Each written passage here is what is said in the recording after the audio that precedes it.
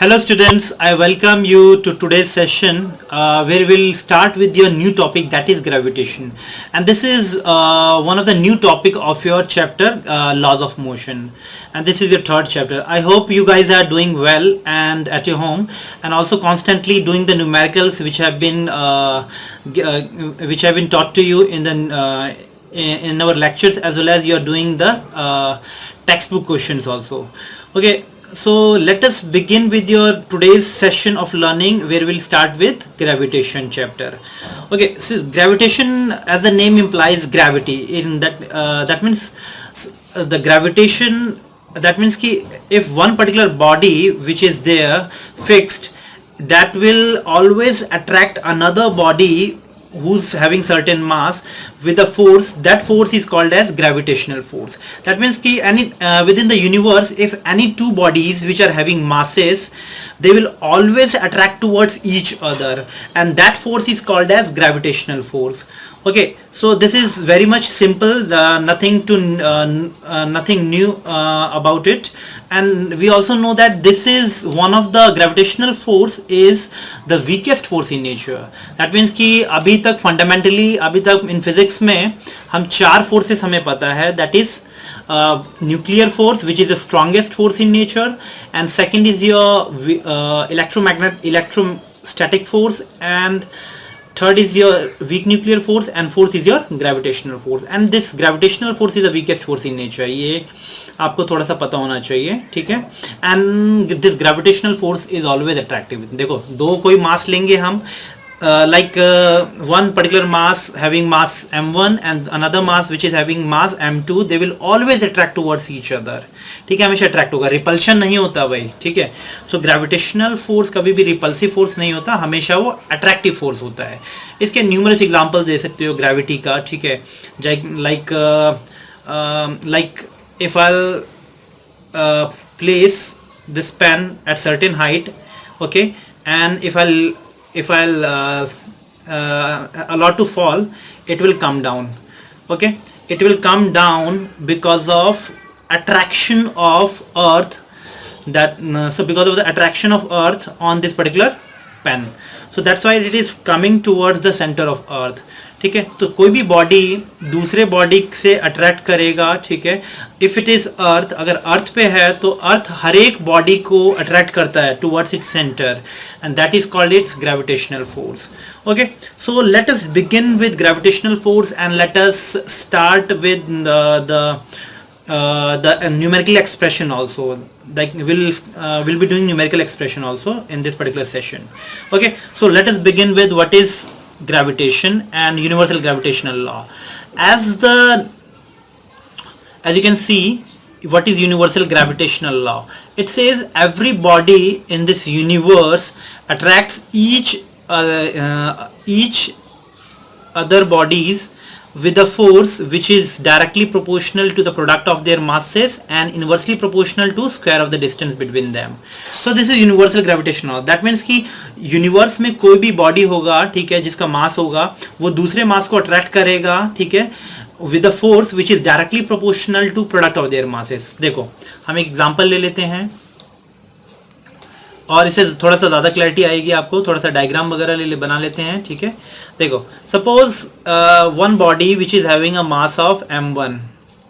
Okay, I will take another body which is having a mass of m2 kg, and they are separated, their center to center distance, they are separated by a distance of r apart.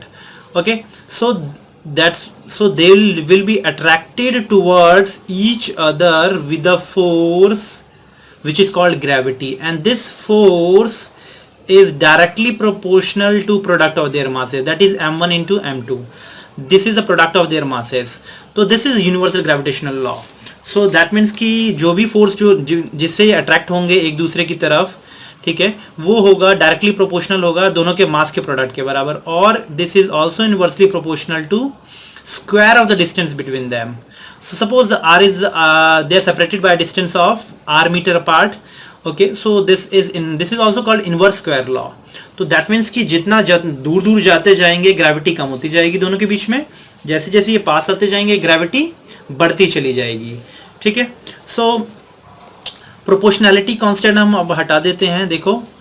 So force is directly proportional to m1 m2 divided by r square, ठीक है। तो जब भी एक proportionality constant हटता है तो you will get a constant which is here it is capital G which is universal gravitational constant. तो हम सीधा डायरेक्ट करेंगे m1 m2 divided by r square. This is your force with which, this is the magnitude of the force with which these two bodies would be attracted towards each other. Okay, so ये दोनों body एक दूसरे से attract करेंगे, ठीक है, इतने magnitude of force से। Here this proportionality constant capital G is called universal gravitational constant. Gravitational constant. Okay इसको हम यूनिवर्सल ग्रेविटेशनल कांस्टेंट कहते हैं, इस कांस्टेंट टर्म को, जिसकी वैल्यू होती है जी की, कैपिटल जी की वैल्यू होती है 6.67 into 10 raise to power -11। Okay, तो इसका यूनिट क्या होगा भाई, देखो यूनिट क्या होगा, कैपिटल जी की वैल्यू निकालें। सपोज करो because F is nothing but G m1 m2 divided by r square. Okay, force newton में होता है, 1 न्यूटन ले लेते हैं। जी की यूनिट निकालनी है, ये केजी में होगा, ये भी केजी में होगा मास, ये आपका मीटर स्क्वायर में हो जाएगा डिस्टेंस। तो जी की यूनिट कितनी होगी, 1 newton metre square divide by per KG का whole square. So this should be the unit of capital G. सो यहाँ पे यूनिट लगा देते हैं हम, newton metre square by per KG का whole square. So this should be its value, universal gravitational constant. Why it is constant, constant क्यों है, क्योंकि इसका value throughout universe constant रहता है। The value of this universal gravitational constant never changes through out universe, so that's why it is called universal gravitational constant. तो universe में everywhere the value of this particular constant would be remain same. आपको यही value लेनी है हमेशा, ठीक है। तो न्यूमेरिकल पॉइंट ऑफ व्यू में भी आपको ये वैल्यू याद रखना है, ताकि आप इजीली आप फोर्स में फोर्स के न्यूमेरिकल में इसको पुट कर सकें, ठीक है। और इसमें एक्सप्रेशन में डाल के मास की वैल्यू केजी में दे रखा होगा आपको दो बॉडी के बीच में, और दोनों का सेपरेशन भी दे रखा होगा। तो इजीली आप you can easily find out force between these two bodies. Okay, and its unit is newton metre square per KG का होल स्क्वायर, ठीक है। तो this is universal gravitational constant. Okay, or if I'll talk about its definition, what would be the definition of universal gravitational constant? As you can see, this is a constant. If I'll put some values in the expressions, like, just a minute, if I'll give the definition of this universal gravitational constant, I'll say that it means if two bodies which are having the masses of 1 kg, okay, so let us give you an example. Suppose there are two masses, 1 kg and 1 kg, and they are separated by a distance of 1 meter apart.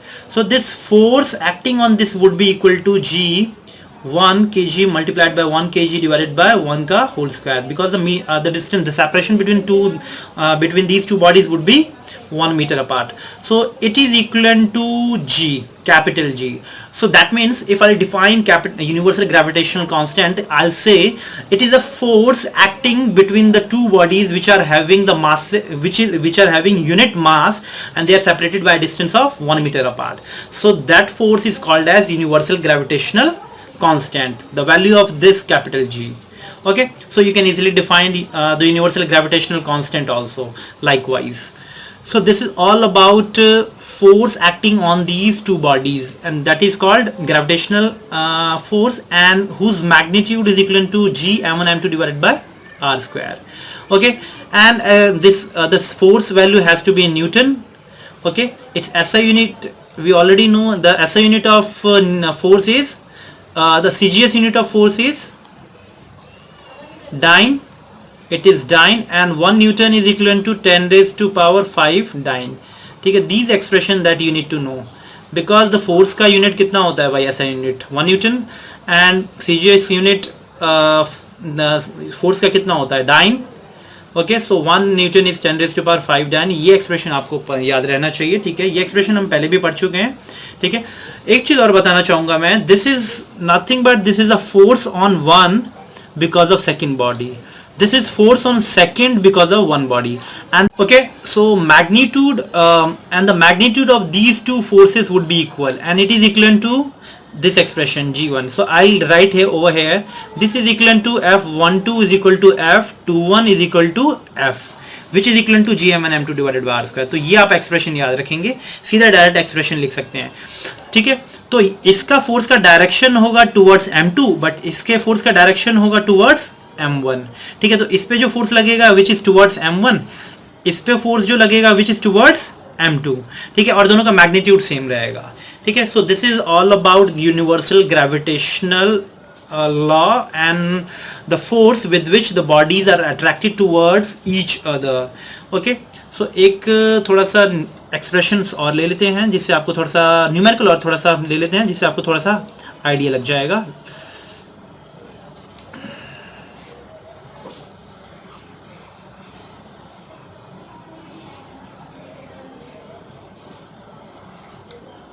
देखो वैसे तो ये weakest force in nature होता है, ठीक है, among all the forces, fundamental forces which are nuclear and everything, ठीक है, न्यूक्लियर फोर्स, इलेक्ट्रोस्टैटिक फोर्स सबसे वीकेस्ट होता है, बट फिर भी इसका मैग्नीट्यूड अगर हेवनली बॉडीज वगैरह करें like the mass of earth and moon के कंपैरेटिवली हम वो करें, उसमें ग्रेविटेशन फोर्स ज़्यादा लगता है, ठीक है, क्योंकि वहाँ पे मास भी ज़्यादा होता है, ठीक है, and gravitational force directly proportional है मास के, तो जितना ज़्यादा मास होगा दोनों बॉडी के बीच में तो ग्रेविटी भी ज़्यादा ही एक्ट करेगी, ठीक है, तो ग्रेविटी दोनों एक दूसरे से अट्रैक्शन ज़्यादा होगा, ठीक है, और दोनों का सेपरेशन दूर होगा, अगर मान लो दूर चले जाते हैं तो दोनों के बीच में ग्रेविटी भी कम हो जाएगी।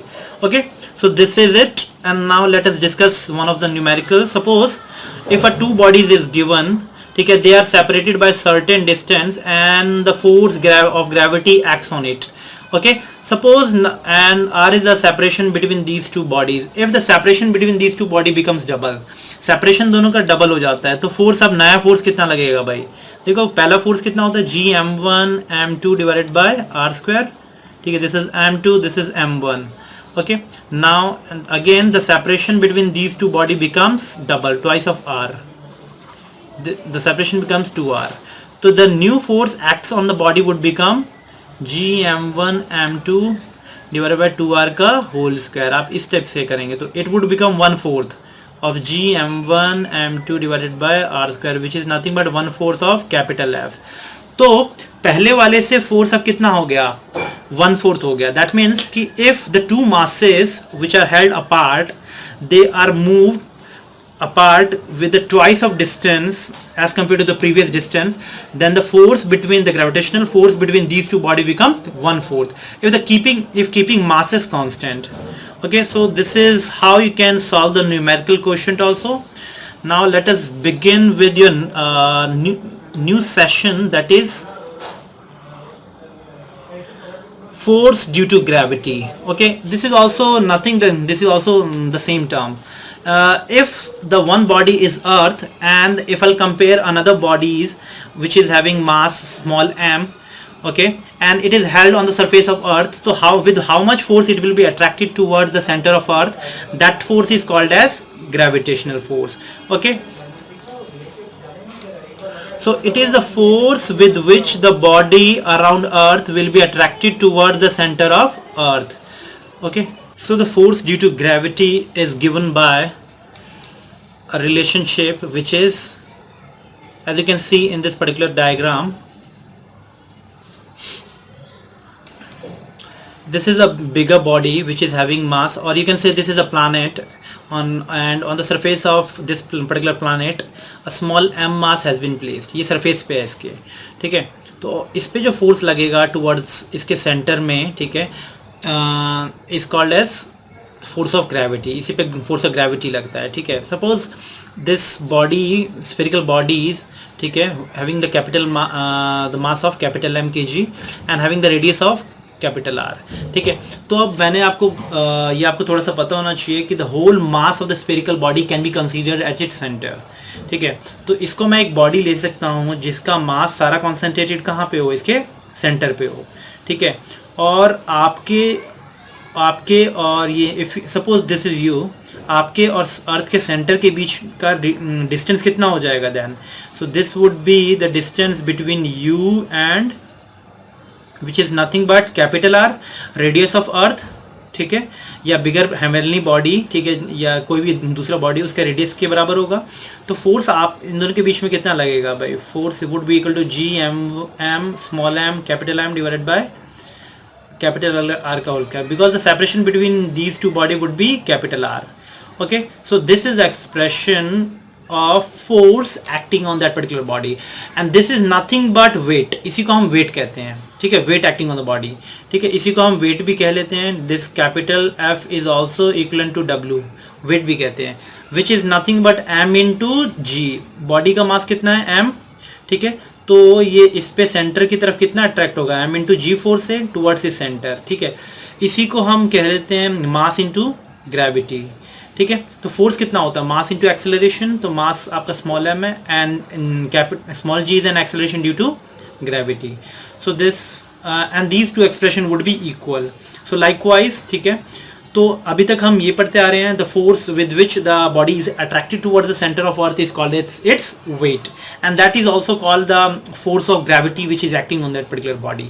तो दोनों को इक्वल कर सकते हो आप, ठीक है, where g is nothing but acceleration due to gravity on the surface of that particular planet. कोई भी बॉडी को मैं अगर फ्रीली फॉल कराता हूँ, देखो अगर यहाँ पे एक बॉल ले लिया तो ये नीचे अट्रैक्ट होगा, क्योंकि अर्थ पे एक्सेलरेशन ड्यू टू ग्रेविटी होता है 9.8 मीटर पर सेकेंड स्क्वायर, ठीक है. तो इसका मतलब क्या हुआ भाई? 9.8 metre per second divided by 1 second. तो हर एक सेकेंड में इतना स्पीड उसका बढ़ेगा if it is freely falling. तो ये फॉल कर रहा है, ठीक है, that means it will accelerate. तो दैट मीन्स कि बॉडी को अगर फ्रीली फॉल कराओगे ये एक्सेलरेट करेगा टुवर्ड्स, और वो हिट करेगा सरफेस को, ग्राउंड को हिट करेगा, ठीक है. तो हर एक सेकंड में उसकी स्पीड कितनी बढ़ेगी? 9.8 मीटर पर सेकंड, ठीक है. So likewise, so this is all about acceleration due to gravity and mass of earth you have to remember, which is equivalent to 5.96 into 10 to the power 24 kg, which is equivalent to 6 into 10 to the power 24 kg. Radius is 6.37 into 10 to the power 6 meter, which is equivalent to 6400 kilometre. ये भी ऐसे याद रख सकते हो, ठीक है, ठीक है, क्योंकि न्यूमेरिकल पॉइंट ऑफ व्यू आपकी बुक में तो ये एक्सप्रेशन दे रखा है एंड ये एक्सप्रेशन दिया है, तो आपको ये दोनों टर्म्स याद रखने हैं. अदरवाइज आप डायरेक्टली आप शॉर्टकट ये याद रख सकते हैं फॉर कॉम्पिटिटिव व्यूज़. तो कॉम्पिटिशन्स वगैरह में जो न्यूमेरिकल पॉइंट ऑफ व्यू में आप ये 6 into 10 to the power 24 and 6400 kilometres ले सकते हैं for numerical point of view, ठीक है. So the weight acting on the body would be m into g, ठीक है, m into g एक्ट करेगा. वेट होता है mass of the body into acceleration. Acceleration here is g which is 9.8 meter per second square on the surface of earth. Okay, so now let us discuss about some more terms related to acceleration due to gravity. Okay, देखो, if I'll define acceleration due to gravity, what does it mean? It says it is defined as a constant acceleration produced in a body when it falls freely under the effect of gravity alone. सिर्फ gravity लगेगा, ठीक है. तो अगर देखो, अगर सिर्फ अर्थ की ग्रेविटी लग रही है, as you can see in the diagram, gravity earth की लग रही है, ठीक है. So it is a constant acceleration with produced in the body.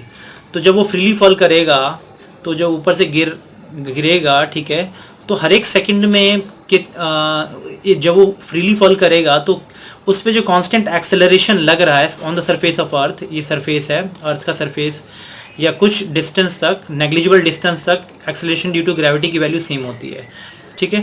तो उस पर्टिकुलर पॉइंट में acceleration due to gravity constant रहता है, ठीक है.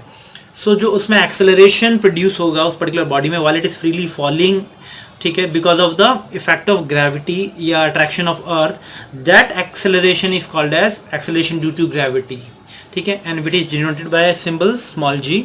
हमें पता है weight is equal to m into g, ठीक है, and force with which it will be attracted towards the centre is also gmm divided by r square. These two expression we already know and these two would be equal, ठीक है. सो मास से मास cancel कर दोगे तो you will get the acceleration due to gravity on that particular planet is g capital M divided by r square. So ये expression आपको याद रखना है. किसी भी प्लैनेट पे एक्सेलरेशन ड्यू टू ग्रेविटी निकालने के लिए आपको उसका मास पता होना चाहिए उस प्लानेट का, और रेडियस पता होना चाहिए, ठीक है। तो उस प्लानेट के सरफेस पे वो बॉडी जो आपने रखा है, प्लेस किया, उसका एक्सेलरेशन कितना होगा वो आप इजीली निकाल सकते हो। तो उस बॉडी के मास पे डिपेंडेंट नहीं है एक्सेलरेशन ड्यू टू ग्रेविटी। ये एक बहुत इंपॉर्टेंट चीज़ है जो आपको पता होना चाहिए, ठीक है। जैसे कि हम आगे पढ़ते हैं, this ji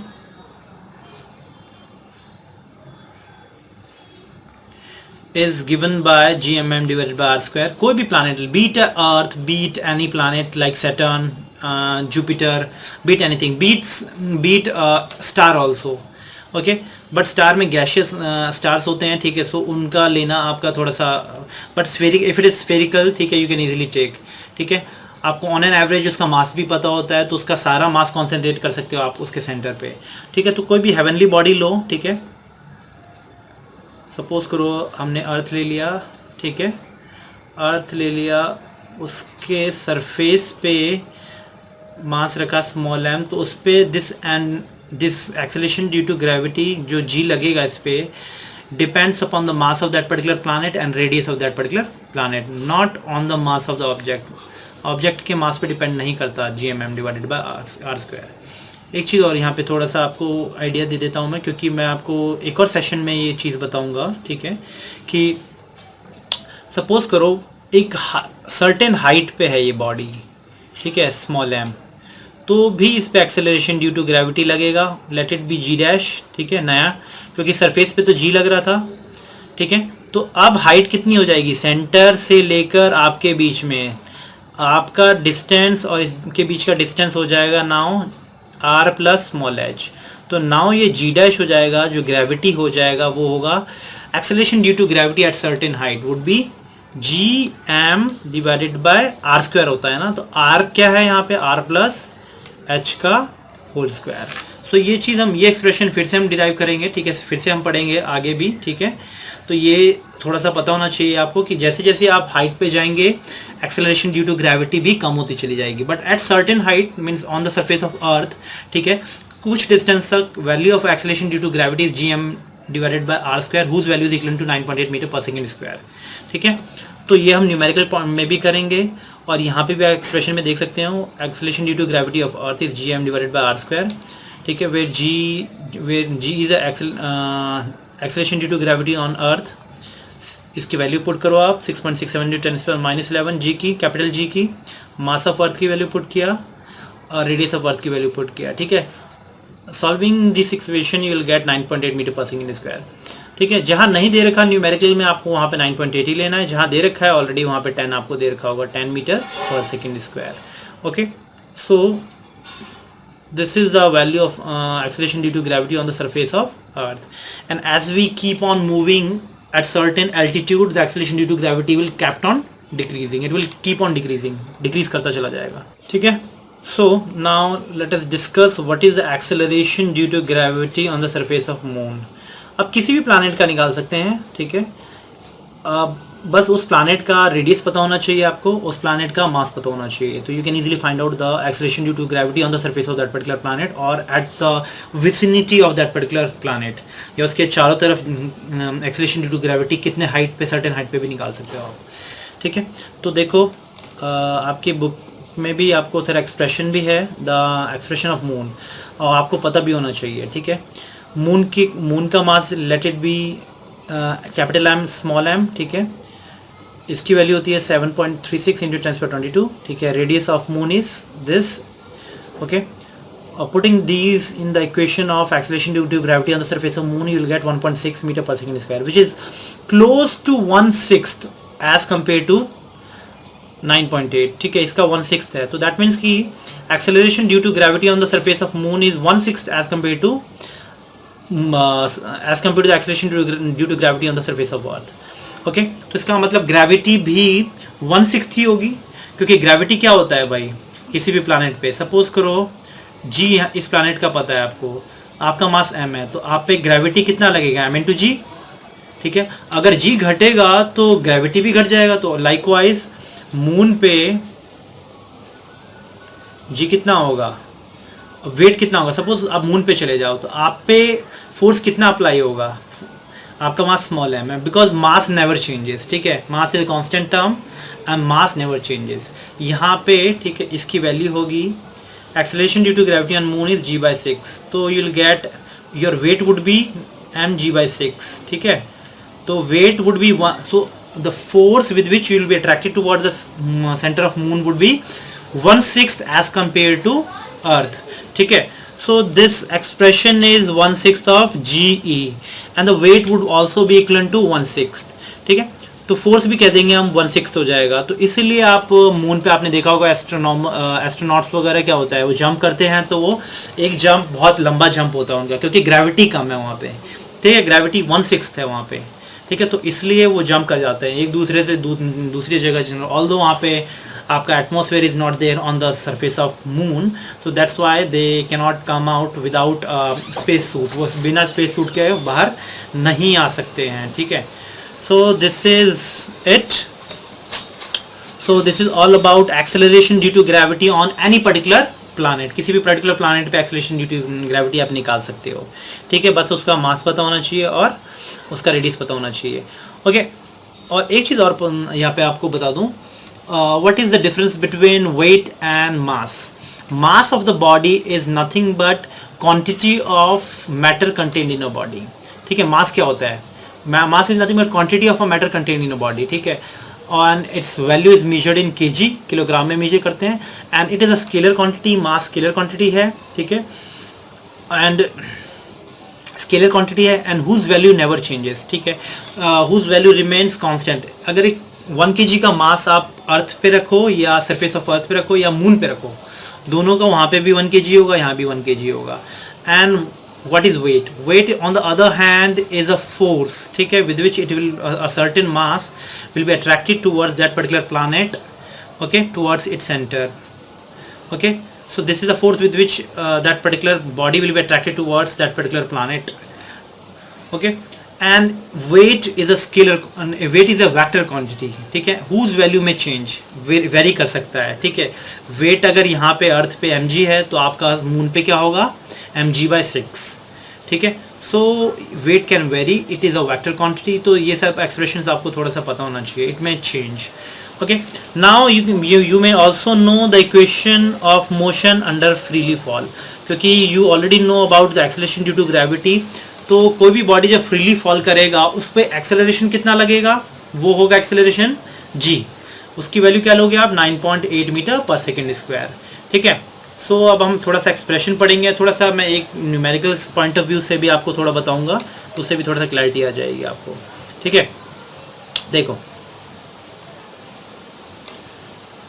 suppose a certain body is falling from height h, एक बिल्डिंग है h हाइट की, ठीक है, उससे आपने एक बॉल को थ्रो किया, मीन्स फॉल करवाया, तो नीचे आएगा, ठीक है। नीचे आते आते क्या होगा, एक्सेलरेट करेगा, क्यों, क्योंकि इस पर फोर्स लग रहा है, कितना, अगर इसका मास m है तो m इंटू जी, और g कितना होगा, that would be the acceleration due to gravity, ठीक है। तो सरफेस ऑफ अर्थ पे g की वैल्यू होती है 9.8 metre per second square, okay. हर एक सेकेंड में उसकी स्पीड बढ़ेगी, तो that means the body will accelerate, और इसकी एक्सेलरेशन पॉजिटिव होगी, क्यों, क्योंकि उसका स्पीड बढ़ता चला जाएगा ना, ठीक है। सो बिकॉज फोर्स भी, ग्रेविटी नीचे लग रही है तो gravity will keep accelerating that body. तो आपको this is also Newton second law, ठीक है। किसी भी बॉडी पे अगर नेट फोर्स लगता है तो वो बॉडी एक्सेलरेट करेगा, उसका एक्सेलरेशन कितना होगा, मास इनटू एक्सेलरेशन होता है, where a is nothing but acceleration, here it is acceleration body का कितना है, g है, ठीक है। दैट इज रिमेन कांस्टेंट, वो कांस्टेंट है। So it will and if it is freely falling, its initial speed would be 0, initial speed 0 होगा इसका, अब धीरे धीरे स्पीड बढ़ती चली जाएगी, ठीक है, और ये ग्राउंड को हिट करेगा। तो आप you can easily find out the equation, हमें पता है v equal to u plus a t का एक्सप्रेशन आता है। यहाँ पे अगर आप कितने वेलोसिटी से हिट करेगा वो इजीली निकाल सकते हैं, v equal to u, initial velocity by 0 plus acceleration is 9.8 plus 9.8 लगा सकते हो, या gt लगा दो, क्योंकि g की वैल्यू 9.8 है, into T is a time, ठीक है। तो कितने टाइम बाद उसकी वेलोसिटी कितनी होगी, you can easily find out from this expression. So this is all about expression, okay. और this is the relationship between velocity with which it will hit the ground and time. You can also find out height and time relationship. देखो हमें पता है S equal to U T plus half A T square होता है. ठीक है, यही चीज़ होता है.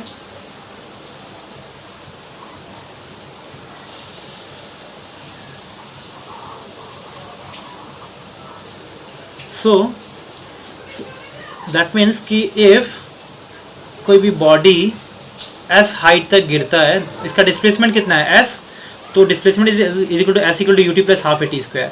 सपोज करो, ठीक है, तो वो नीचे गिर जाता है. ठीक है, तो उसका टोटल डिस्प्लेसमेंट कितना होगा एस. ठीक है, and it's initial speed was 0. तो मैं आप कह दूंगा इसका डिस्प्लेसमेंट कितना है, एस कितना है, height of this particular building, ये हाइट ऑफ फॉल. ठीक है, तो this would B it's displacement. Initial speed कितनी थी इसकी 0 into T plus half acceleration कितना होगा g into T square.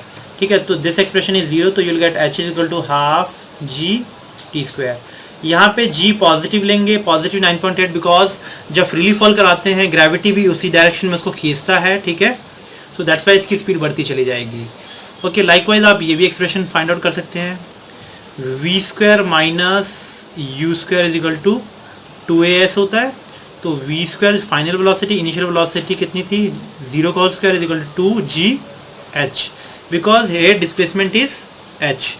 h height से फॉल किया है वो, तो उसका डिस्प्लेसमेंट बॉडी का भी h होगा. ठीक है, सो लाइकवाइज आप इजीली ये सारे एक्सप्रेशंस फाइंड आउट कर सकते हैं और न्यूमेरिकल में ये यूज़ कर सकते हो आप. Okay, so what if the body is going up. जब बॉडी ऊपर जाता है तो क्या होगा, देखो while if the body is going up, तो ग्रेविटी तो हमेशा उसको नीचे लेके आएगा, लेके आना चाहेगा. ठीक है, तो mg फोर्स, सपोज करो एक बॉडी है जिसका मास m है, उसको आपने u स्पीड से थ्रो किया है बॉल को ऊपर u मीटर पर सेकेंड. ठीक है, तो h हाइट तक जाके फिर वो रुक जाएगा, तो final speed is 0. Okay, why speed is kept on decreasing, because कि ग्रेविटी इसको नीचे खींच रहा है, तो that means you are going against gravity, तो that's why your speed will kept on decreasing. तो यहाँ पे जब लेंगे आप एक्सेलरेशन ड्यू टू ग्रेविटी, वहाँ because gravity is acting downward, आप अपोजिट डायरेक्शन में जा रहे हो, तो यहाँ पे g आपको माइनस लेना पड़ेगा. तो आप न्यूमेरिकल में आप माइनस 9.8 ले होगे. ठीक है, मीटर पर सेकेंड स्क्वायर. ठीक है, g की वैल्यू.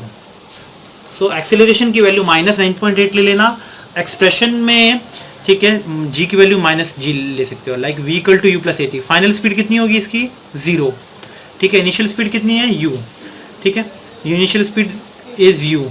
ठीक है, तो फाइनल स्पीड यहाँ पे अगर मैं एक्सप्रेशन में डालूँ तो final speed is 0, initial speed is u minus acceleration due to gravity is minus g into t. तो this is expression.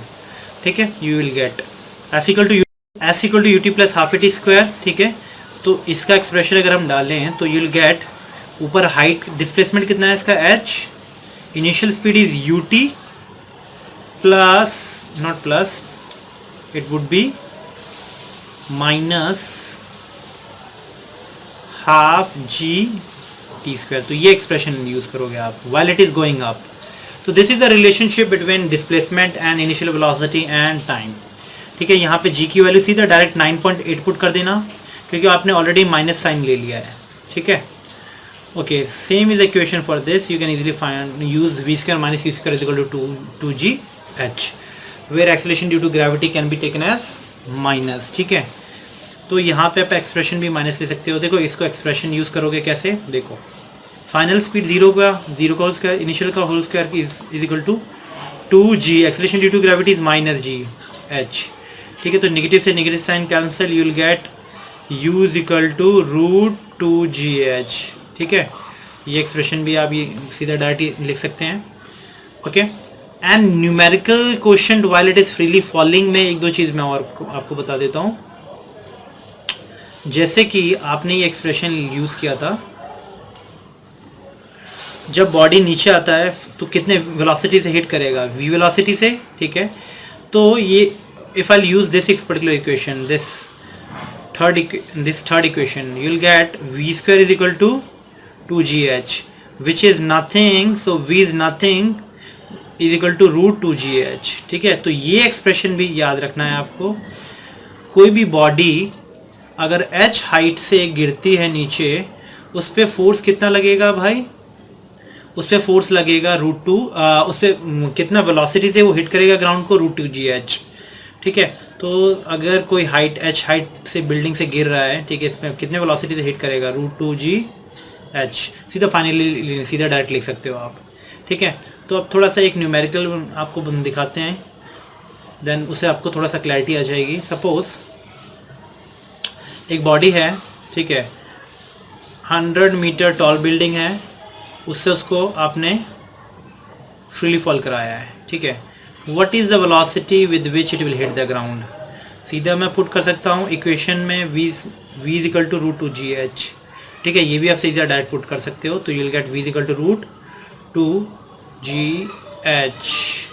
g is 10, acceleration due to gravity 10 लोगे, प्लस लोगे, and height is 100 metre, so you will get √2000।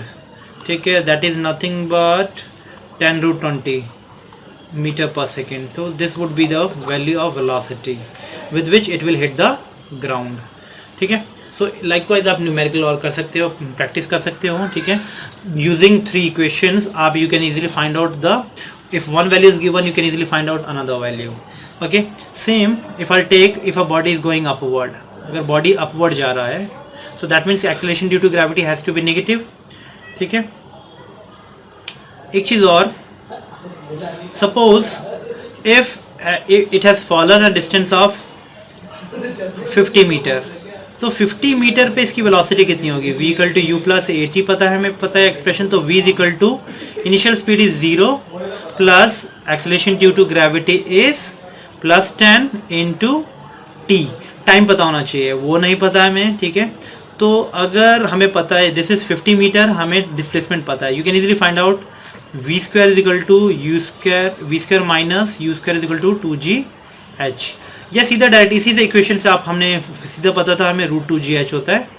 ठीक है, तो v at this particular point would be √2gh। कितना height पे fall किया? 50। ठीक है, तो you will get 50 into, you will get 100 into 10, that means you will get 10√10 metre per second. तो 50 मीटर हाइट पे जब वो नीचे फॉल कर जाएगा तो उसकी स्पीड ये होगी। ठीक है, तो इस तरह से आप इजीली कर सकते हो, फाइंड आउट कर सकते हो एक्सप्रेशंस। ओके, एंड डिस्प्लेसमेंट पता। सो अब अगर if the body is moving upward, तो what would be the its expression? Suppose करो if I throw a body, एक बॉल को मैं थ्रो करता हूँ with speed of 100 metre per second, what is the height to which it will rise? At its highest point its velocity would be 0। ठीक है, पूरा velocity इसका 0 हो जाएगा हाईएस्ट पॉइंट पे। ठीक है, सो हाईएस्ट पॉइंट पे इसकी वेलोसिटी 0 हो जाएगी, तो you can easily, you have been given initial velocity, final velocity, you can easily find out v square minus u square is equal to 2as होता है। ठीक है, तो यू कैन इजीली राइट 0 को whole square, because final velocity 0, initial velocity is 100 का whole square. ठीक है, let it be 10 not 100, because थोड़ा एक्सप्रेशन आप आपको थोड़ा सा डिफिकल्ट हो जाएगा करना। ठीक है, is equal to 2g acceleration due to gravity, यहाँ पे आप क्या लोगे? माइनस। क्यों? क्योंकि बॉडी इज मूविंग अपवर्ड, जब भी बॉडी ऊपर जाएगा ग्रेविटी डाउनवर्ड एक्ट करेगा, तो आप अगेंस्ट फोर्स जा रहे हो, तो acceleration you will decelerate not accelerate, तो हेयर एक्सेलरेशन इज नेगेटिव, तो इजीली फाइंड आउट कर सकते हो। ठीक है, h, तो this is the height, you will get negative cancel, 10 into 10 you will get 100 is equal to 20h, h would be equal to 5 metre, तो ये 5 metre height चला जाएगा। ठीक है, so likewise so it will reach highest point of 5 metre.